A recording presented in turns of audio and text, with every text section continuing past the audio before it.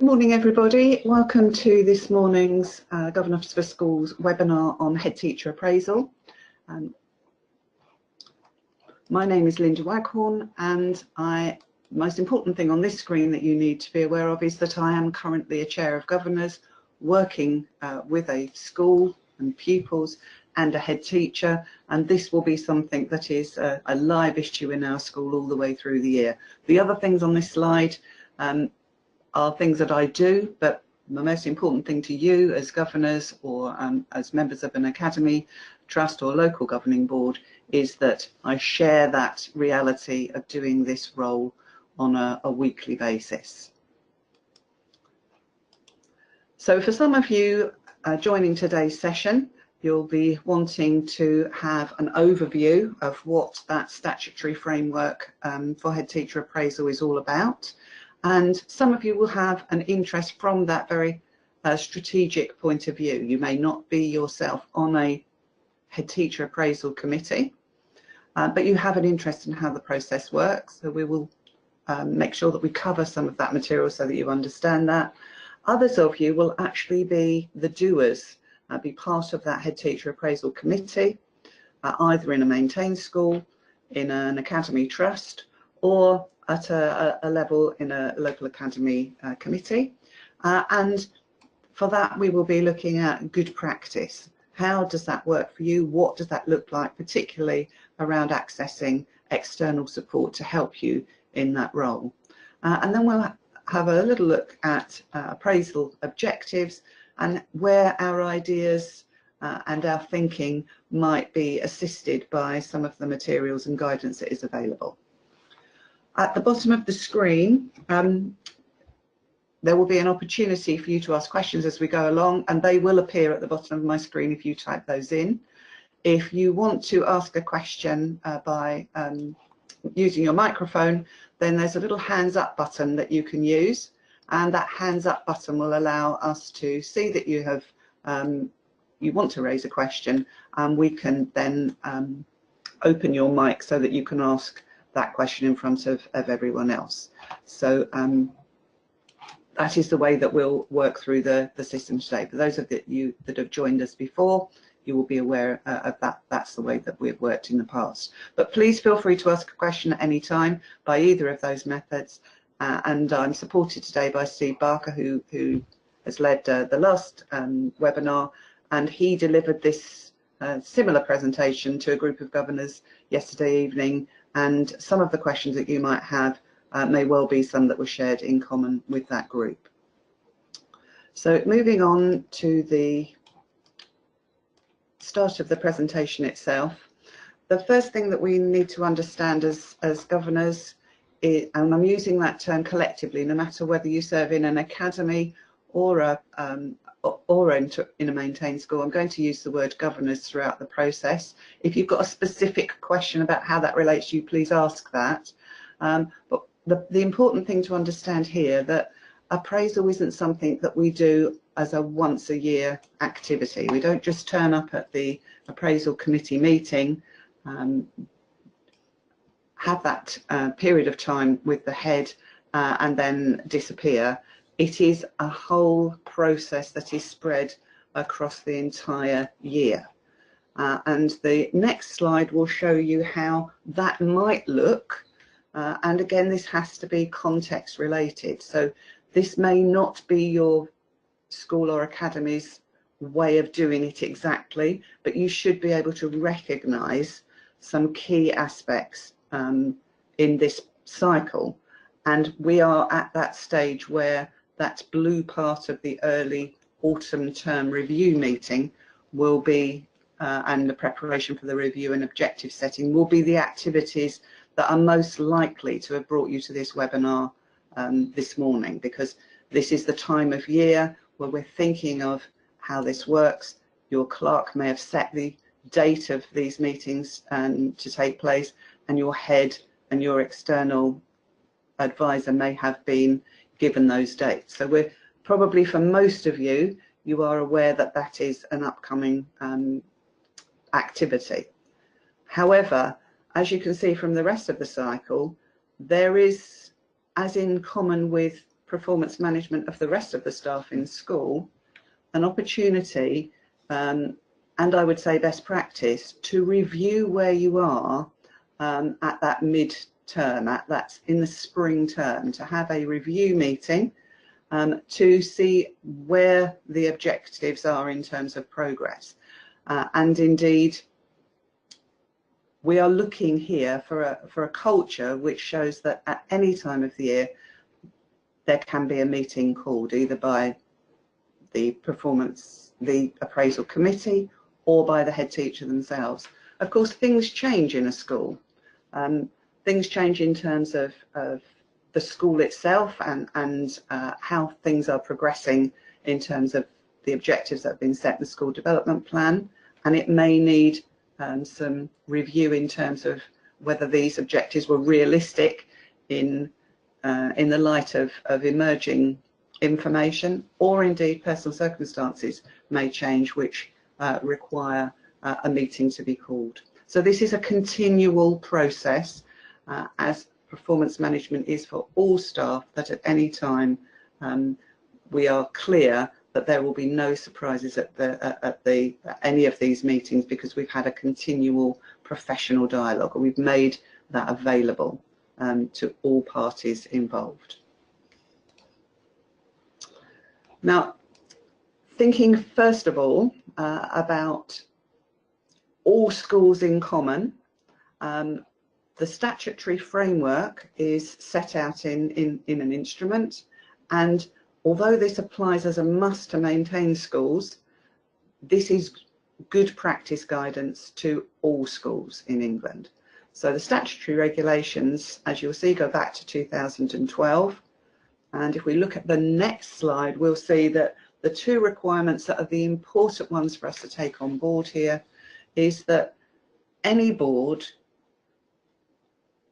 must, in the case of a maintained school, but should be supported by an external advisor. In the majority of cases, a panel of governors, they are not professional educationalists. Even if you are lucky enough to have an officer inspector on your performance management panel, that does not make that person the person who would provide you with that external advice. So it is expected that all panels would be supported by an external advisor, and that is so that that professional education advice can be fed into that process. So in a maintained school, that is a must. You don't have a choice there. You must appoint that advisor. And in an academy, then that is good practice. We'll say a little bit more about external advisors in some later slides. The second thing to understand about setting standards and objectives, we're thinking about the autumn term in our thought process of where we are in that cycle. There will be some objectives that will have been set for your head teacher for the last year or for the last cycle, because some of you might be in a position where you've had a temporary head or an interim head. So again, there will be objectives that will be applicable to that head teacher's context. So you are looking at, in the autumn term, reviewing how well those objectives have been met.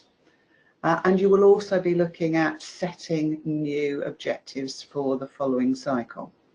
So there must be, at this particular point in time, there must be some careful consideration of how those performance objectives will be set.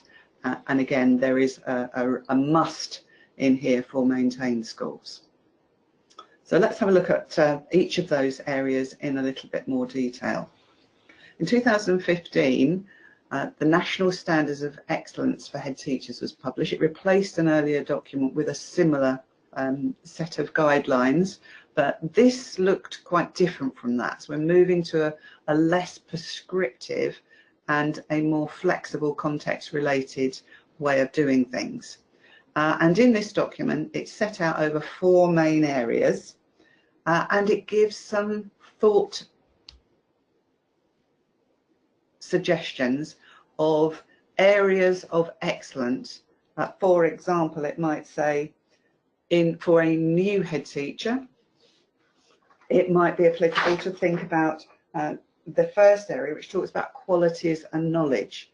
And one of the first things that you will be doing when you're recruiting a new head teacher would be to think about the vision for the school over the next little while. So the very first item in the standards talks about a head being able to articulate those values and vision.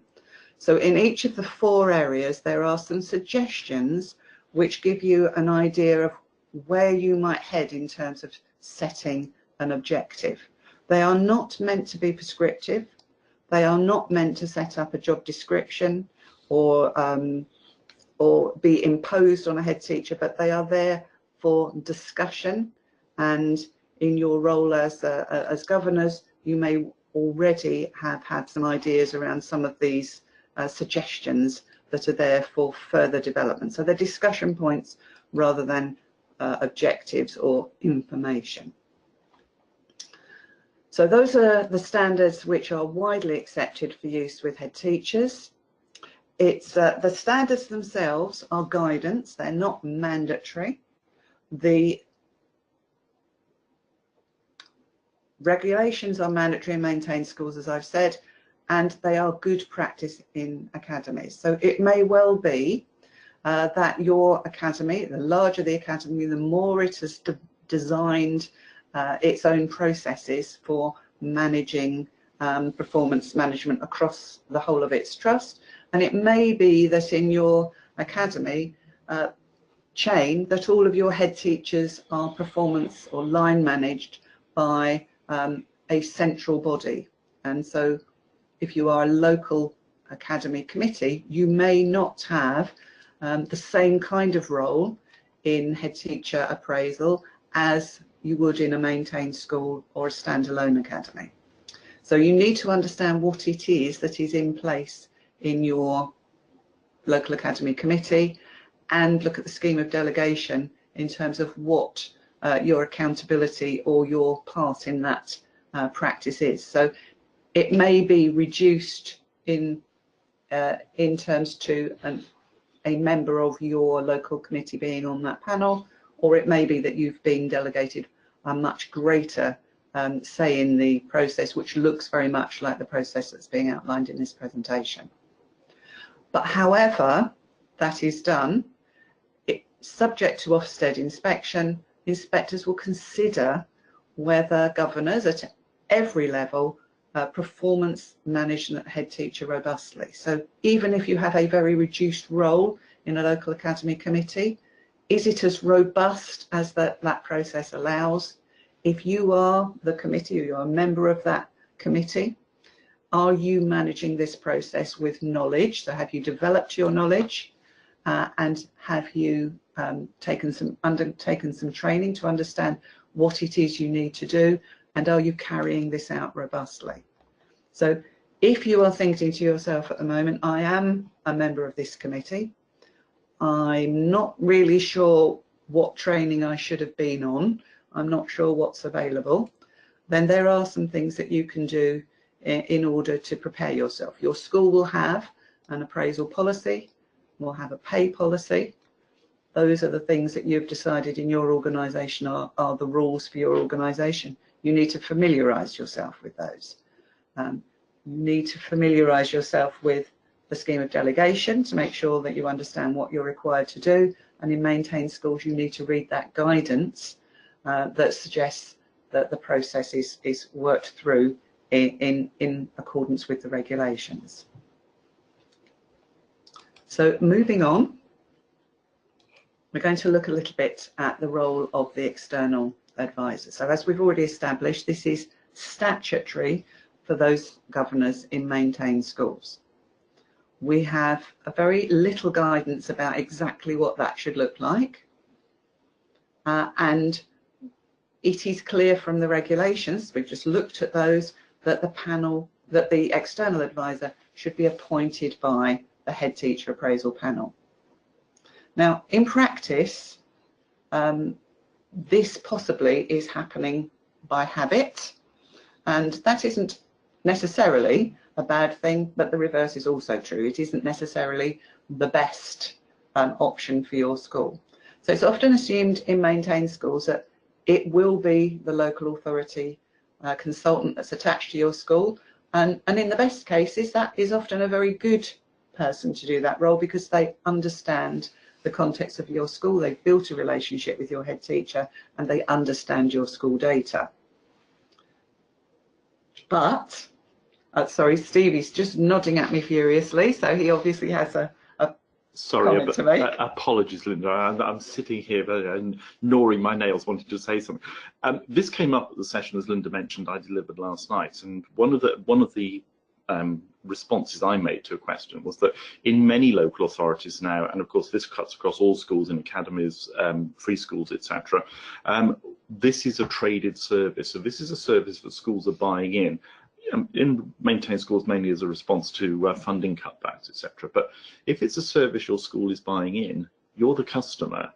And I think governors, head teacher panels have to think very, very, very long and hard about, okay, historically we've always done that gone down the LA route, and we've accepted the consultant, the attached school improvement partner, etc. But is that still right for us? Is that what we want? Are we getting a value for money proposition out of that? Sorry, Linda. It's all right. He picked me at the post because I think that's what I would have covered under that next bullet point. Of course, yeah. I'm not reading. In terms of the service that you pay for, often in a maintained school, you will review your service level agreement in the spring term, and you will be looking at and sometimes we do this a little bit too automatically, but it's worth the panel having some input at the end of the process, saying, were we well served by our external advisor this year? Is there something that we might want to do that would be different next year? And will that therefore come up when we review the quality of the service that we've actually paid for? We've had a question. For clarity, when you refer to the appraisal regulations, by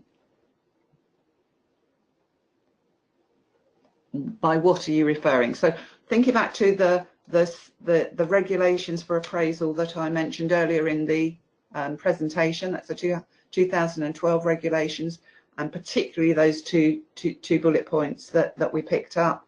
Then after that, you will have your own appraisal policy and your own pay policy, which you must follow because those are the things that you've set up that are appropriate for your organisation. And then finally, particularly for those of you that have moved aside from that regular local authority process, if you are appointing somebody external and not as part of that recommendation from the local authority, how do you know that person is of sufficient quality and rigour to do the role that you have asked them to do on your behalf? So worst case scenarios, a head teacher might suggest, well, my friend down the road could do it for us and we could do it for them and it will cost us no money. And then you have to ask, how robust is that kind of arrangement going to be? You may have a list of people that are recommended, and again, references for that may be a worthwhile way in which to test their suitability for the role.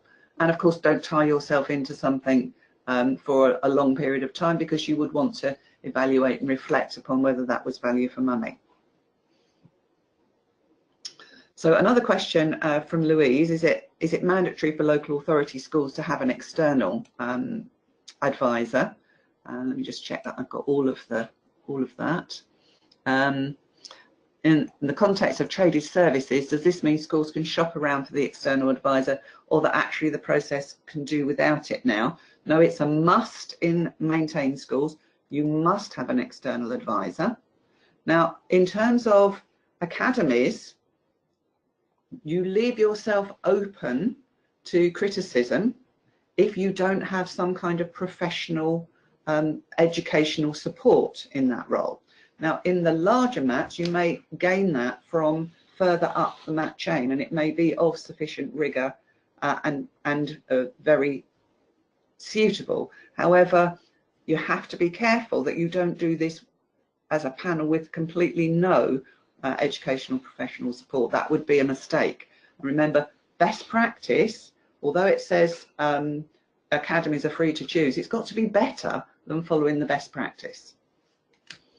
How do you find available external advisors? Where do they advertise? I'm going to defer to Steve here because I'm not sure I know the exact answer to that. Well, this came up last night again, and the response I gave last night, I'm going to repeat now and be very boring, I'm afraid. There are lots of providers out there. The changes that have been made in local authority operations, governance, etc., over the last very nearly 10 years now, have created a marketplace. There are lots of companies, there are lots of individuals offering education consultancy on a whole variety of levels. The internet is always a good place to start. Again, head teachers may be in the know, but other governors, talk to governors in other schools. There are lots of people out there. If you're a church school, your diocese will, of course, may offer a service, but they certainly would be able to advise you, perhaps other people to actually use within the diocese. I would just guard against, head teachers' mates. I mean, nothing against head teachers at all. Lots of my friends are heads, but again, good external advice ought to be independent. That's one of the pretty high priorities on my checklist, as well as what Linda said earlier. So there are lots of people out there. As I say, whatever your preferred search engine, do an internet search is probably the best way of finding somebody. Teaching schools alliances, Steve? Yeah, absolutely. Teaching schools on a local basis may well be offering the services. There's lots and lots of providers out there, and that's where it does come back to Linda's point earlier about checking up references. We're not talking about formal references here. We're just asking perhaps people to give us an indication of which schools you've worked for. Can we talk to the chair of the panel there and just find out what their experience was? Anybody who's legitimate and worth the value for money that they're actually going to be charging you ought to be open and transparent about who they've worked with, I would have thought. And I think that leads Krishna's question about, do governors have the expertise to assess the quality of an external advisor? This is about getting references, talking to somebody who's used that advisor before. Did they feel well served with them? It is not about having that professional educational expertise in order to assess the quality. It's about the quality of the professional credibility of that individual, in the same way that you would be testing somebody that you were going to employ in any capacity in any part of industry. You may not have the expertise yourself, but you know what it is you would expect to see, and the references would allow you to test whether they have done that role in a sufficient way elsewhere. And I think this comes back to your comment earlier, Linda, that after that process, after you've gone through the annual review, that's a good time to start thinking about this. Not when you need to book the next appointment, but immediately afterwards. Well, how was that process for us? Did we feel well served? Did we feel advised? Did we actually have somebody who actually made the process for us as governors, perhaps a little more smooth to run than it might otherwise have been? Those are the sorts of things that we're talking about, I think. And while I've got nothing against local authority support whatsoever, there is a time where you might say, well, were we well served by that? Is it worth the risk of moving outside our comfort zone? Because many maintained schools sit in that comfort zone of, well, we've always used the LA and we're safe there, rather than saying, is this robust? Is it helping us move forward? Have we got a different way that we might do that? You might come to the conclusion that actually there isn't a lot of other options in your area, and at the moment that does still serve you well, but it is worth reflecting on that at the end of the cycle. Okay, we're going to have a look at our first poll.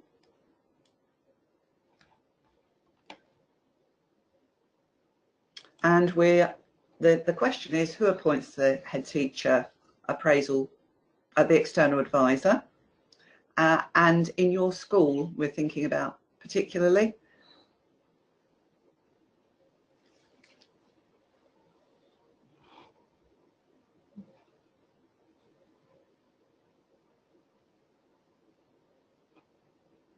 Okay, we're up to just a bit over halfway. If I'm going to close the poll in a few seconds. If you don't know, then that's fine. I don't think you would be in a minority if you don't know.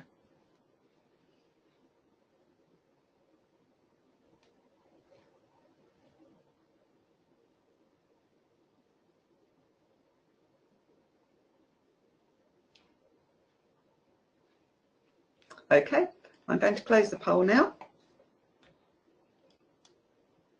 And looking at the results, we see about 10% of you are aware that it's the head teacher that does that.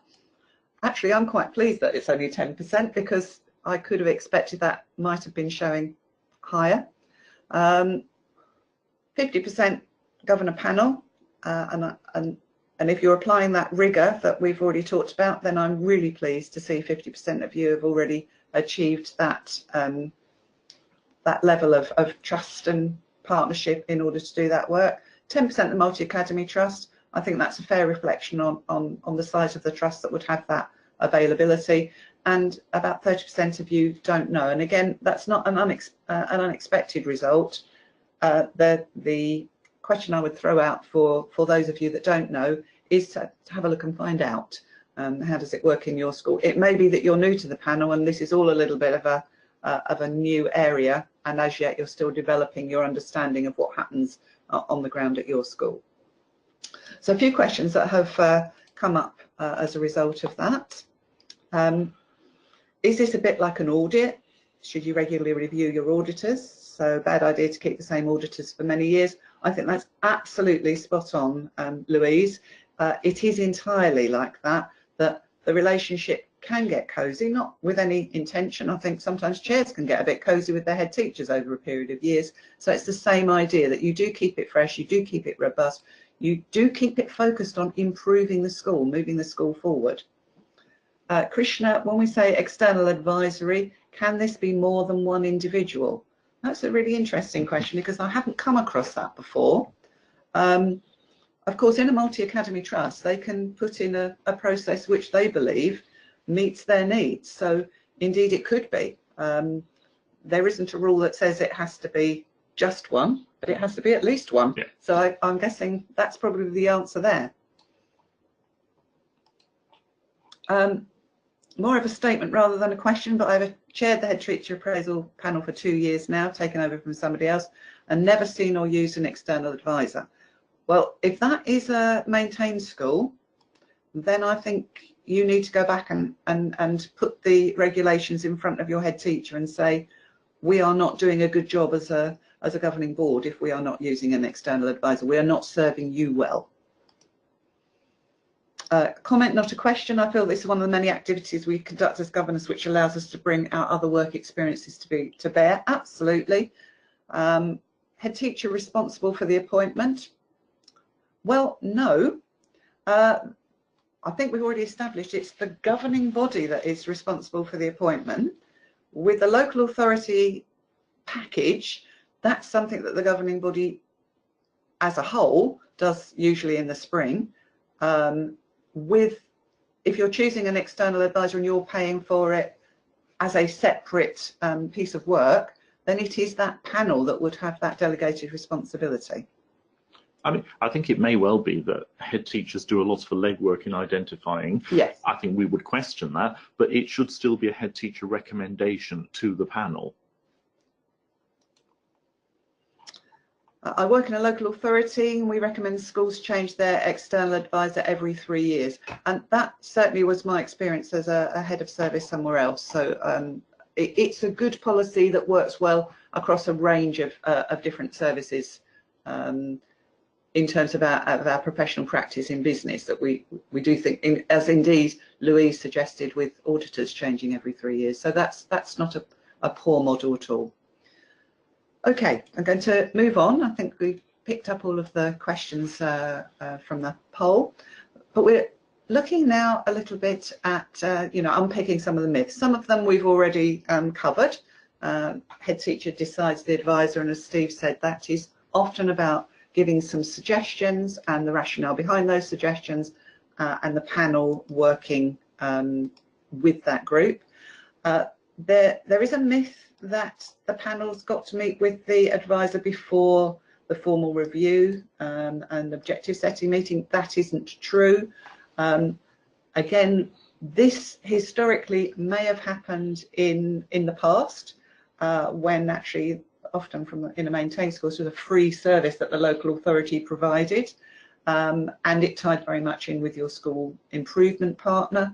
But this is a collaborative partnership meeting with everybody in the same room together, no secrets, no he said, she said behind closed doors. This is about being professional. There is a myth which is perpetuated in many local authorities that targets have to follow a specific pattern. We always have one. You must have one on leadership. You must have a personal target. You must have something around teaching and learning.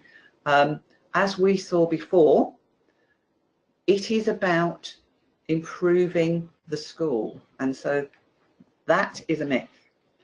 And the last bullet point here is one which I know Steve had quite a lot of discussion about with governors last night. The discussions about pay have been separated out. This review of an objective setting is about reviewing whether the objectives for the last cycle have been achieved and setting appropriate objective targets for the current cycle.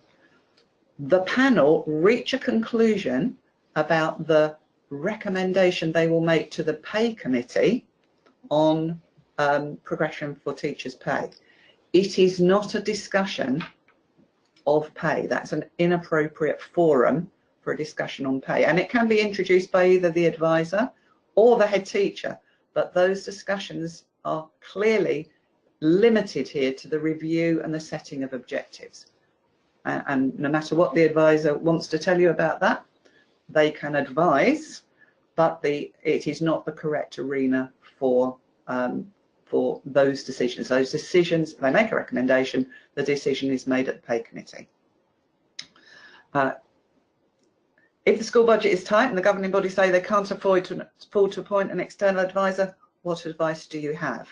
Well, Steve may chop my hands off at this point, but you will find yourself possibly at the other end of an employment tribunal when you have not met your statutory responsibilities, and it will cost you an awful lot more money than appointing an external advisor. You are not compliant with your legal responsibilities. So it's a must. Absolutely. Affordability is no excuse for non-compliance. And I think you could extend this principle across a whole load of areas in the school. You wouldn't employ, you wouldn't make a decision to not employ a designated safeguarding lead because you couldn't afford it, because that's about compliance. The same about looked after children, etc. We've got lots of statutory duties in schools. This is one of them, and it has to be treated with the respect it deserves. A question from Ian: do you think it's helpful if the external advisor is a former head in a different authority, with whom the head being reviewed can exchange views about the role, head and relationship between head and governors?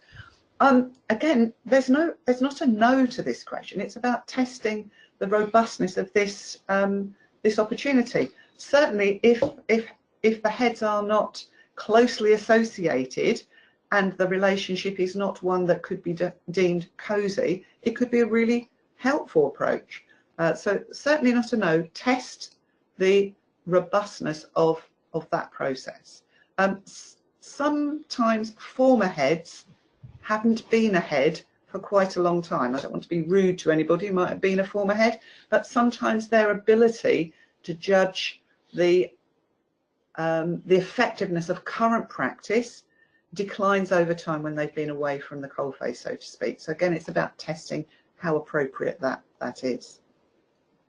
A suggestion: a barter system could be used between various organisations to provide external professional advice with no expense.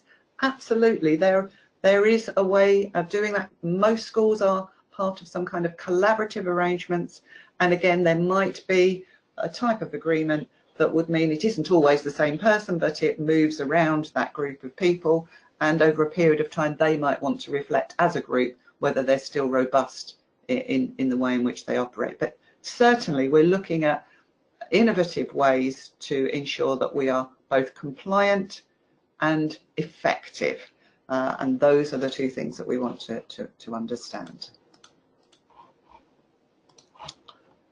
Okay, so let's have a look a little bit at setting objectives, because these are the areas where governors often find it most difficult. Performance management cycle is such that we expect the person being appraised to come with some ideas about how their targets, how their objectives could look for the following cycle. It's always helpful to have that on the table, but as the panel, we will be looking at whether those suggestions, and having done our homework with the standards ourselves, whether they lead to these two things: improving the education of pupils at that school and the implementation of any plan of the governing body designed to improve the school's educational provision and performance. That's your school development plan. And I think first and foremost, it is, once approved by the governing body, your plan. And you should have, at least before you go into that meeting, understood what the priorities for this year are, even if you haven't approved the formal plan. So a lot of you will be looking at going into meetings that are quite appraisal meetings that are quite early in this autumn term, and you may not have finalised that final action plan for the year, but you will be no doubt aware of the key priorities for your school, and you will need to understand what those are and how they relate to the suggestions or the objectives that are being discussed as suitable for the following cycle. So a question here from Anya. Our governing body delegates head teachers' performance management to the panel. Yeah, that's right. This means the pay review would be conducted in the light of the performance-related pay. Yeah, so she's saying while the external advisor may not be part of that, she's seeking clarification that the meeting should not address pay. Steve wants to come in here. Again, if you're a maintained school, and I'm sorry, Anya, I don't know whether your school's a maintained school or academy, but if you're a maintained school, another statutory requirement is that you have a pay panel. Yes, you are. Thank you very much for putting that in. You need to have a process for ensuring that performance-related pay is actually in place and is alive and kicking in the school. So I would suggest that the way this should happen is that the head teachers appraisal panel make a decision about the head teacher's performance, whether the previous year's objectives were met, etc. And then what I believe it should happen is that they would make a recommendation to a pay committee, a salaries committee, who would then make the decision on pay. I don't think it's right for the people who are, again, and this is just about separation of duties apart from anything else, people who decide on performance make a recommendation on pay. They don't decide pay. And if you think about what works with your head teacher, head teachers and other senior leaders conduct appraisals for all other teaching staff and all other staff for that matter, and they make pay recommendations to the governing body, but it's the governing body that decides, or its appraisals or salaries committee. Yeah, I would totally agree with that. And actually, in my experience as a chair, sometimes you can get bogged down before you've really had a chance to move on to the objectives for the following year by decisions around pay. And then that stops you doing a really effective job at setting appropriate objectives for the following cycle. So the idea is that there are no surprises, that as you've gone through this cycle and you've kept the professional dialogue going, and sometimes that will be around information that's provided by the panel or updates that are provided in your head teacher's report, but there should be no surprises. And when you're setting objectives, you should be looking at what those current priorities are. So if you've got a key priority around maths, then there should be something in there that looks at how that is going to work. But we're also thinking here of well-being, and we shouldn't be expecting additional work of head teachers without considering whether that's going to compromise that head teacher's work-life balance. And head teachers are sometimes their own worst enemy in suggesting objectives which will take them into duties over and above what is reasonable. You must be looking at how those objectives are informed by the National Standards of Excellence for Head Teachers. I'm going to give a couple of examples as we move forward. And we are looking at a couple of questions here.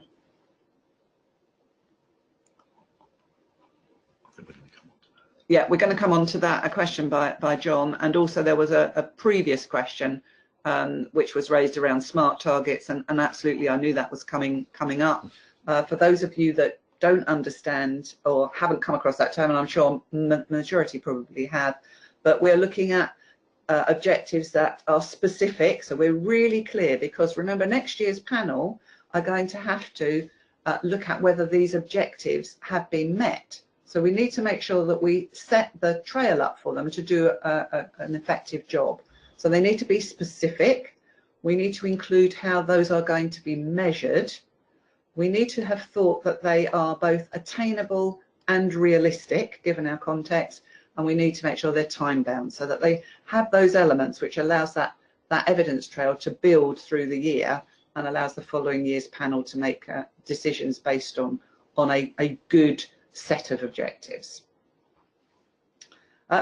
There is a question from Sheila about how many objectives the head teacher should have.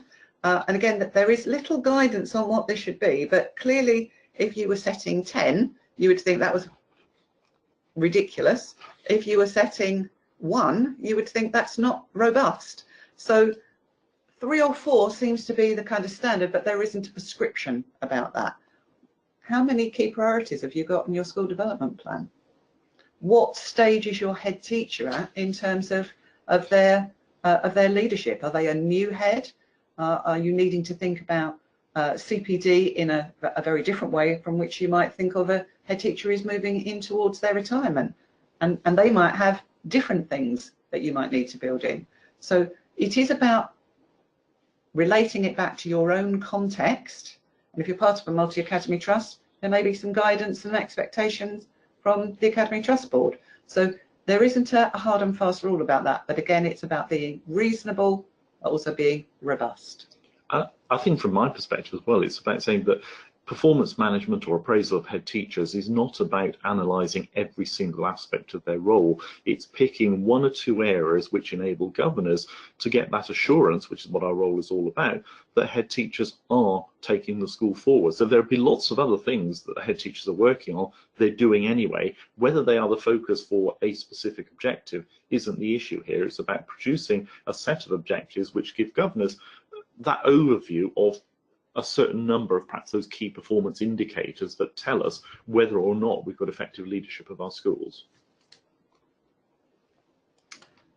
Okay, so some of the pitfalls that we fall in commonly, sometimes with the aiding and abetted by our head teacher and our external advisor, setting objectives that relate to teacher performance. So the things that should rightly sit with individual teachers and their objectives. So some examples of that may be around teaching itself and in terms of how maths is in terms of the data in different key stages or in different departments in different ways. Those would be rightly the individual teachers or faculty leads that would be doing that. The management of maths as an overall objective in how it changes and is strategically led, that may be properly the role of the head teacher. Thinking about things that have already been worked really hard at. So there may be a development of middle leaders, for example, and that might be something that is organically happening within the school and it's almost completed. Well, let's throw that one in because I know I'm going to reach that, or we know that's been hard work, and there is a temptation to throw that in as a target. Sorry, Linda, I was just saying on that. I mean, 2 words that I've often seen when I've been talking to governors about head teacher appraisal: the word consolidate and also embed. Those for me are sort of warning signs, because those are indications that, you know, these are things that have already been done, and the consolidation, the embedding, that's going to happen anyway. So I'm not sure that if, as governors, we're allowing things, and there'll always be exceptions, of course there will, but that probably isn't a rigorous approach that I'd certainly recognise. Okay, a couple of questions. Peter is saying that, can we remember this is a support mechanism for the teacher and her development? Absolutely. I think I tried to allude to that when we're thinking about work-life balance and the context in which your head teacher finds him or herself, making sure that we do things that are contributing to their overall success. We're responsible for setting objectives that will help that head teacher make a success of their leadership. From Amy, a brand new governor, not completely familiar with school policies and objectives yet. How can I contribute positively towards this process? Actually, I think your naivety is your strength, because you are not in the habit of doing things in a certain way. You're a fresh set of eyes. Yes, read your school policies. Yes, be familiar with the objectives that were set last year. And usually an external advisor would ask the head teacher to write a narrative around how they believe those objectives have been met, and that narrative would be circulated to the panel before they attend the meeting. So you'll be in a position where you'll understand how the head thinks they have met the objectives or where they think they are. Your contribution towards the process: ask questions, test your understanding, test the understanding of the rest of the panel. Be curious about how it all works and how it fits together. And I think it's a great strength to have a new member on a committee. It keeps it fresh, it keeps it robust. Just on that point, I suggested to somebody last night who said in their school the same 3 people had been the panel for the last 7 years. I think it's good practice, and one of my schools we do this. We actually always invite somebody else, another governor, to come and observe the process each year, on the basis that there's a little bit of succession planning being built in there as well. Okay, can I go back, Steve, because I hadn't finished that. Apologies. That's all right. I wanted to give you a couple of examples from the excellence document, because I believe some of you possibly might not have seen it. So that only agreeing targets that are quantifiable. We are, for a lot of reasons, obsessed with data, and it is a really important aspect of what we do as governors.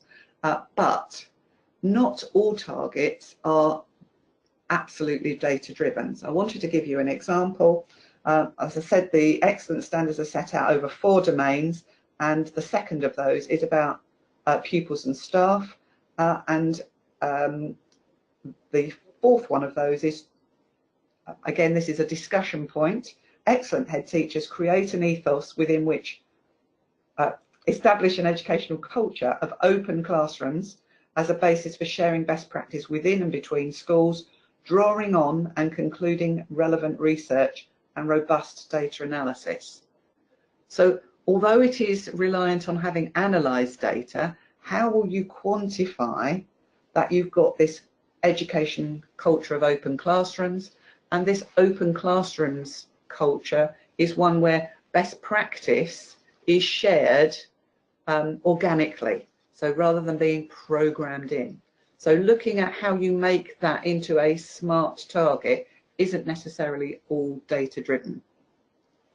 I'm going to come to a couple of questions in a moment, but just looking at that last one, we need to be clear that we understand what data we are going to use in order to measure the objective that we're setting.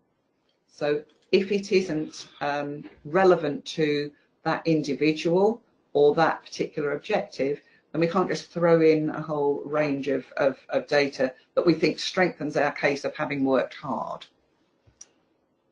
So a couple of questions, one from Chris saying that very few eligible governors.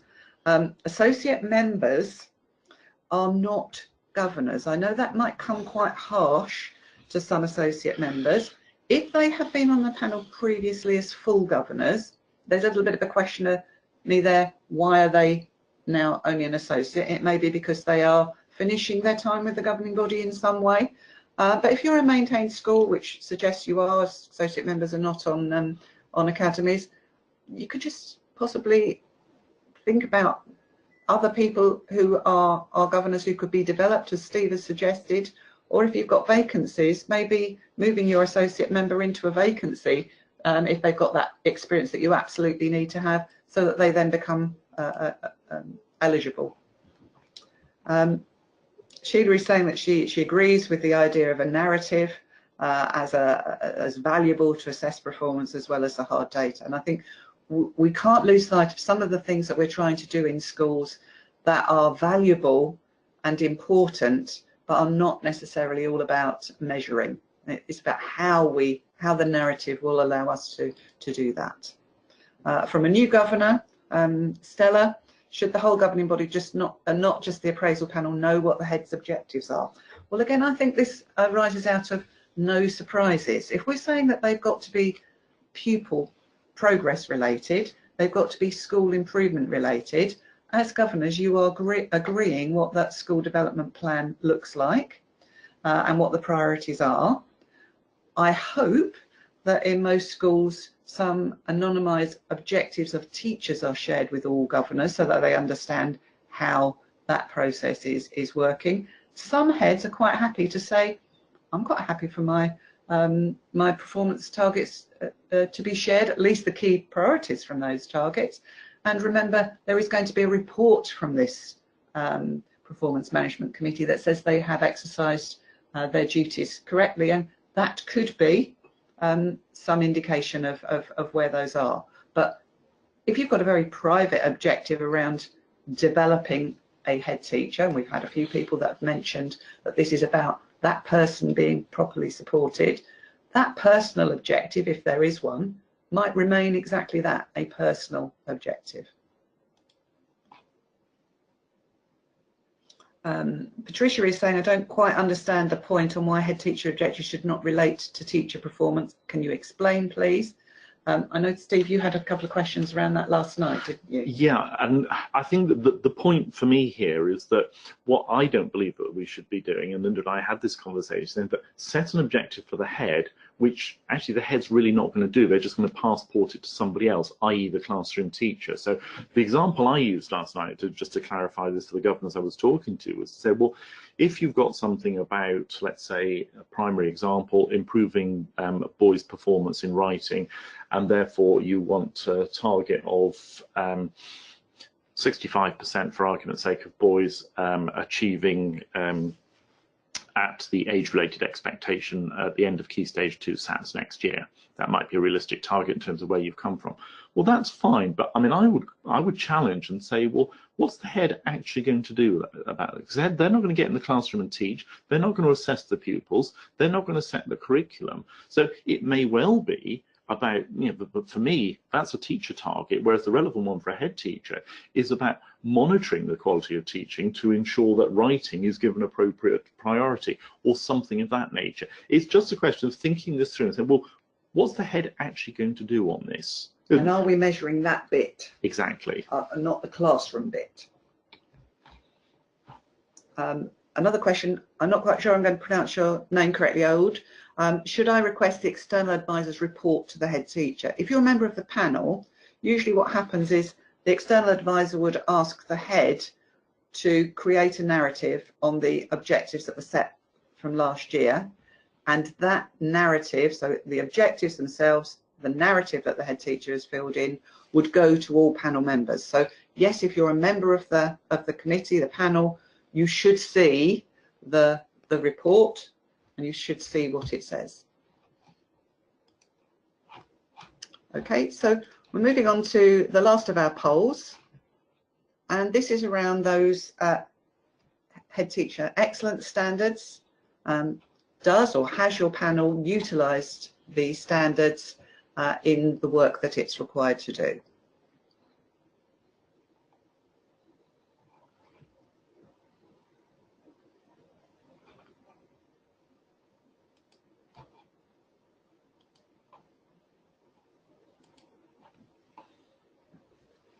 I'll just give you another minute or so to finish.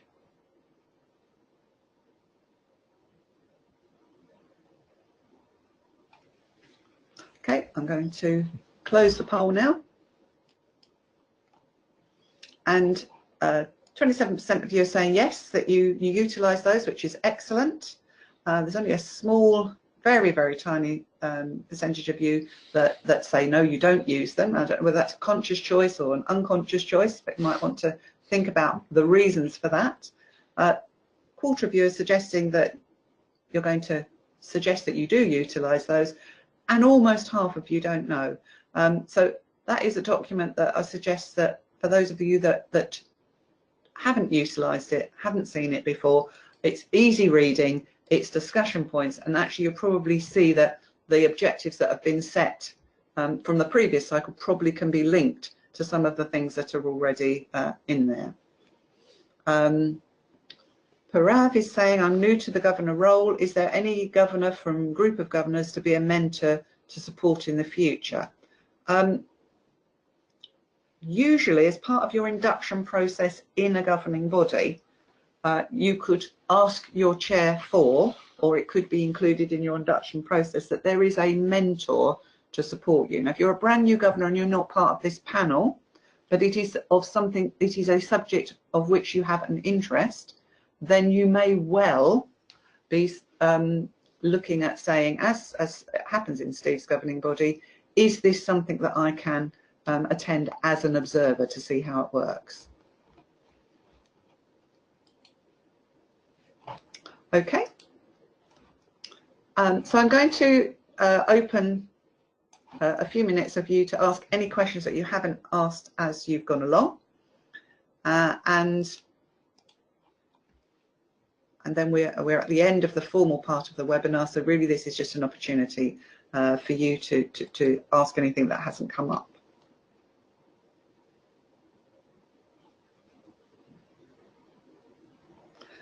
John is asking about when a head has not met their objectives. Again, some of this, we're still fairly young in this industry of performance-related decisions. So initially, I think we're probably at year 4 or year 5 of head teacher performance related decisions. And this has come quite hard for many within education to shape objectives that are of an industry standard, I would suggest, this smart targeting. So being very specific and being very measurable has sometimes been an issue. And also you need to look at what your pay policy says about partially met objectives, because it's really hard for a panel if there isn't any definitive statement on what you do when objectives have been partially met, whether partially met is good enough and how partial. So this is an area which I think we're still developing our practice in. For those of you that are sitting on panels this year, please take real care with the specific, the smart bit of the objectives that you're setting for next year, because that will make that a much easier decision-making process for them. Is there a required number of governors other than the head teacher who comprise the panel? In most cases, this will be a minimum of 2.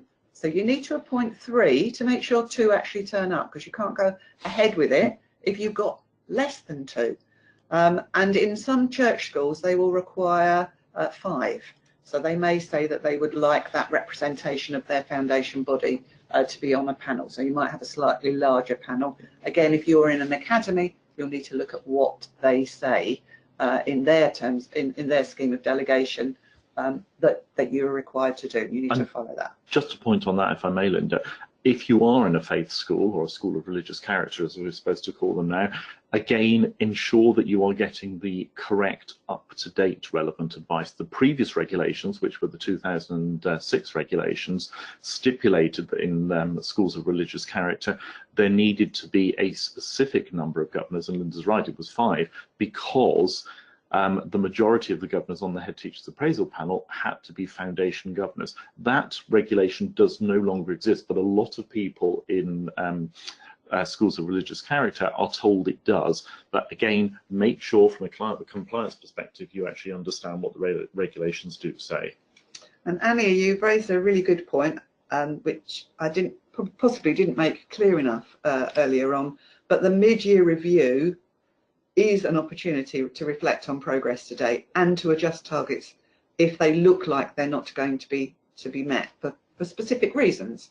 So it may be, and I can remember my own head teacher in the school where I'm chair, when I first took over, had been overly optimistic about what the new national curriculum would achieve.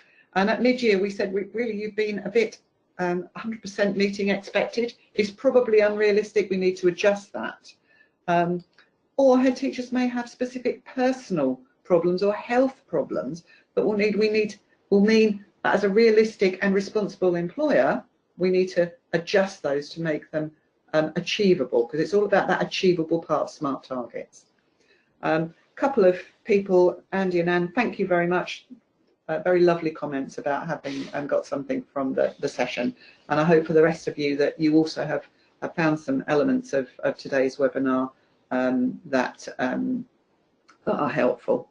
And take one final question, that was from Sandra, who's asking about whole panel attending a mid-year review. This can be as formal as you want it to be. If you want to have a formal mid-year review meeting, you probably wouldn't have the external advisor, but it is a useful opportunity to bring you together and for you to think about that.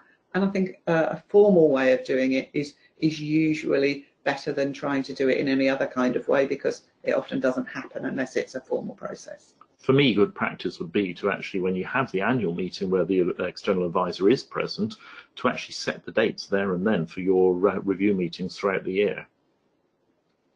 That's certainly what I do in my school. Great minds. Thank you very much, and look forward to seeing you at another webinar later on this in this autumn term.